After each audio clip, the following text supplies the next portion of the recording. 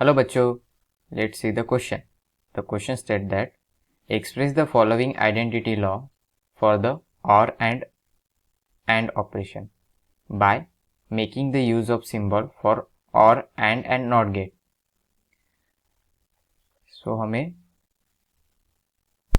इस प्रॉब्लम का कंसेप्ट देखें तो सिंपली ये होगा कि हम किस तरह OR AND और NOT गेट के डिजिटल सर्किट को यूज करते हैं. सो सिंपली की concept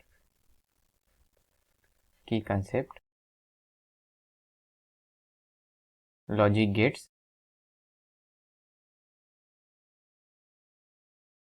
and their truth table or their operations.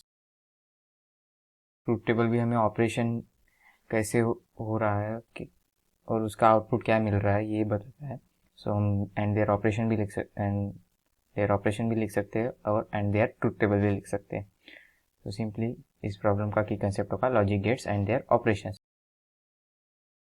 तो इस क्वेश्चन में हमें क्या पूछा गया है कि जो ये सारी आइडेंटिटीज हमें दी हुई है जिस तरह 1, 2, 3 और 4, इन आइडेंटिटीज को हमें एंड नॉट गेट के सहारे हमें इसे प्रूफ करना है, यानी कि प्रूफ करना है या फिर एक्सप्रेस करना है. सो फर्स्ट आइडेंटिटी क्या कहती है? a equal to a plus 0 is equal to a. So simply इसका डिजिटल सर्किट किस तरह होगा? डिजिटल सर्किट इसका सिंबल देखे तो यहाँ पे प्लस यानी कि बुलियन एडिशन है. सो दैट मीन और यहाँ पे कौन सा गेट यूज होगा? यहाँ पे गेट यूज होगा और के दो टर्मिनल और ये रहा output.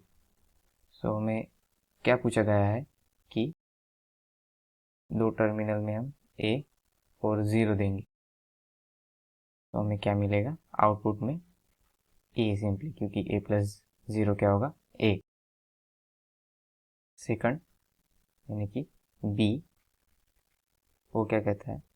a dot a is equal to a. Dot product यानी कि सिंपली बुलियन मल्टीप्लिकेशन. जो एंड गेट होता है वो बुलियन मल्टीप्लिकेशन को रिप्रेजेंट करता है. सो देयरफॉर इस आइडेंटिटी लॉ को हम सिंबॉलिक फॉर्म में प्रेजेंट करने के लिए हम यूज करेंगे एंड गेट. तो ये हुआ एंड गेट, इसके दो टर्मिनल जिसपे कॉमन इनपुट दिया है. तो कॉमन इनपुट देने की वजह से हमें क्या मिलेगा यहाँ पर? Common output which is a. तो simply this is the expression for the. सो ये दोनों expression for the first and second identity in the symbolic by symbolic form और we can say by symbolic representation. अभी third property क्या कहती है कि a plus a complement is equal to 1. यहाँ पर प्लस यानी कि बुलियन एडिशन, और बुलियन एडिशन जो होती है वो और गेट की तरह होती है. तो सिंपली हम यहाँ पे और गेट इस्तेमाल करेंगे. इसका आउटपुट इसके दो टर्मिनल, बट यहाँ पे दो टर्मिनल, एक टर्मिनल a है और सेकंड टर्मिनल क्या है? a complement. सो एक टर्मिनल a, सिंपली इसको दे देते हैं. सेकंड टर्मिनल जो है वो a कॉम्प्लीमेंट, यानी कि यही से सेकंड टर्मिनल, बट यहाँ पे कौन सा गेट यूज होगा? यहाँ पे होगा नॉट गेट, यानी कि हमें यहाँ पर मिल गया सेकंड a कॉम्प्लीमेंट. तो सिंपली अगर हम इसे सॉल्व करें तो हमें क्या मिलेगा? यहाँ पर 1. This is the symbolic representation of this identity. Last identity कौन सी है? a डॉट a बार और a complement is equal to 0. So हमें पता है कि जो डॉट प्रोडक्ट होता है और जो बूलियन मल्टीप्लिकेशन होती है वो किसके करस्पॉन्डिंग होती है, वो एंड गेट के करस्पॉन्डिंग होती है। इसीलिए हम यहाँ पे एंड गेट इस्तेमाल करेंगे, ए एंड गेट, इसके दो टर्मिनल। हमें क्या कहा गया है कि ए और ए नॉट, इसके एक टर्मिनल को हम ए से जोड़ते हैं और दूसरे टर्मिनल को हमें इससे जोड़ना है ए कॉम्प्लीमेंट, यानी कि अगर सपोज करो तो यहाँ पे हमें क्या मिलेगा, 0। सो सिंपली सारे हो गए इसके सिंबॉलिक रिप्रेजेंटेशन। हम यहाँ पे ए की जगह, अगर